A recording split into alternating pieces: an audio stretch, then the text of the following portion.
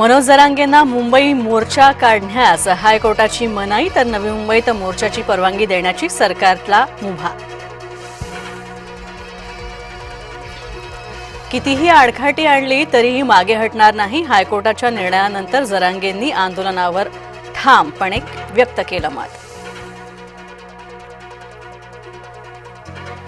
मुख्यमंत्र्यांच्या स्वीय सहाय्यकांनी घेतली जरांगे पाटलांची भेट, जरांगेंचा मोर्चा थांबवण्यासाठी सरकारचे प्रयत्न सुरू।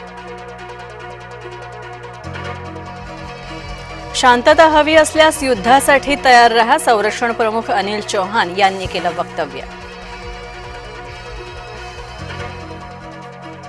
केंद्रीय गृहमंत्री अमित शहा 2 दिवसीय महाराष्ट्र दौऱ्यावर, अमित शहा लालबागच्या राजाचं घेणार दर्शन।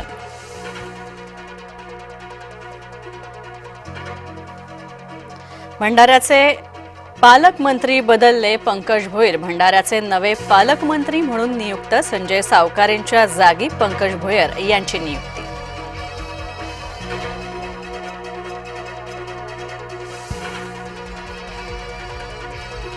कोल्हापुरातील मराठा समाज झाला आक्रमक, मराठा भवनाची गेल्या अनेक वर्षांपासूनची मागणी, मात्र जागा अशोक मानेंच्या संस्थेला दिल्यानं नाराजी।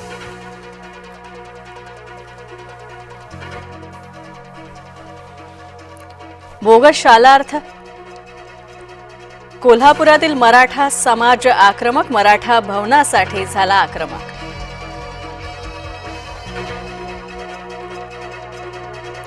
बोगस शालार्थ आयडी घोटाळा प्रकरणी कारवाई, आर्थिक गुन्हे शाखेकडून मुख्याध्यापकांची 6 तास चौकशी, तर 10 शिक्षण संस्थांमधील मुख्याध्यापकांची झाली चौकशी।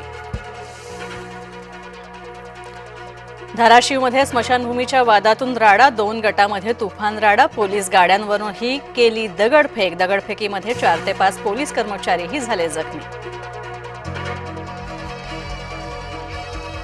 सार्वजनिक ठिकाणी मोकाट कुत्र्यांना खायला घालण्यास बंदी, नागपूर पोलीस आयुक्तांचा मोकाट कुत्र्यांसंदर्भातला निर्णय।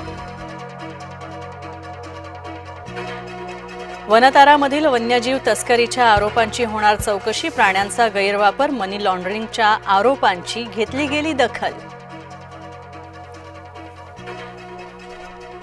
ताडोबातील जखमी छोटा मटका वाघाची हायकोर्टाकडून दखल, हायकोर्टानं स्वतःहून दाखल करून घेतली याचिका, छोटा मटका वाघाची प्रकृती दिवसेंदिवस खालावते।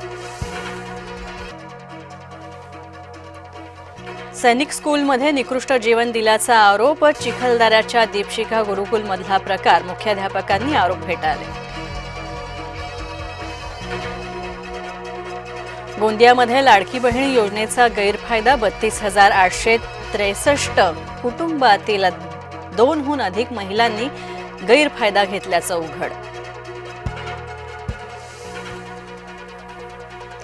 वेरूळच्या घृष्णेश्वर ज्योतिर्लिंगाची झीज, मंदिर समितीने लक्ष देण्याची केली मागणी। जम्मूच्या डोडामध्ये ढगफुटी सदृश पाऊस, तर 4 जणांचा मृत्यू, 10 घरं गेली वाहून, मदत आणि बचाव कार्य सुरू, ढगफुटीमुळे वैष्णोदेवी यात्रा स्थगित।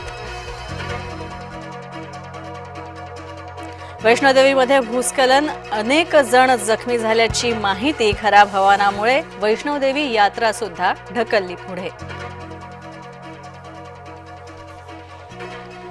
पंतप्रधान नरेंद्र मोदी, जिनपिंग, पुतीन एकाच व्यासपीठावर, ट्रम्प यांच्या टॅरिफ दबावाबाबत चर्चा होण्याची शक्यता।